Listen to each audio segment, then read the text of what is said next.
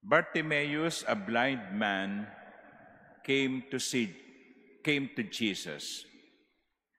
And interestingly, my dear sisters and brothers, the Lord asked Bartimaeus, "What do you want me to do for you?" Anong gusto mong gawin ko sa iyo? For many of us, it may be a nonsensical question. Here is a blind man. What do you think he needs? He wants to see. But that is our conclusion. The blind man Bartimaeus may need something else.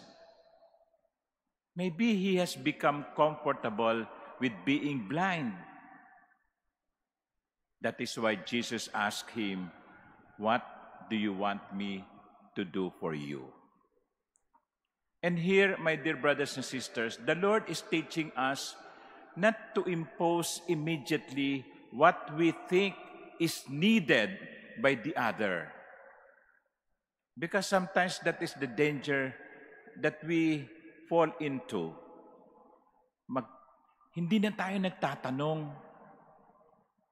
Gusto na lang nating gawin yung akala natin ay kailangan ng ating kapwa. Yan ang problema kuminsan ng mga ibang NGO, non-government organizations. Kuminsan yan din ang problema ng gobyerno. Kuminsan yan din ang problema ng simbahan.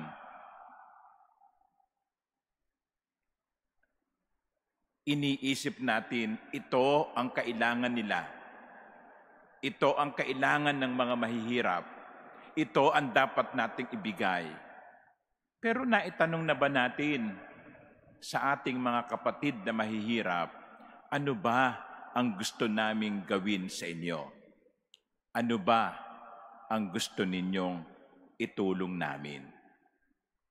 And it will entail much listening because it is easier just to give and then go home. But here, when you ask the question, "What do you want me to do for you?" then you are telling that person, "I am willing to listen to you."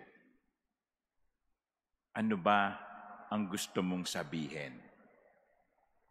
Kaya dito sa Ebanghelyong ito, bagamat nakikita na ni Jesus kung ano ang kailangan nung bulag, of course, gusto niyang makakita. Hindi siya kaagad-agad na nag-conclude, ito ang kailangan niya. Tinanong niya ang bulag, ano ba ang gusto mong gawin ko sa iyo? Sana po, maging katulad tayo ni Jesus. Hindi mabilis sa pagbibigay ng conclusion, hindi mabilis sa pagbibigay ng solusyon. Dapat matuto din tayong makinig, magtanong. Amen.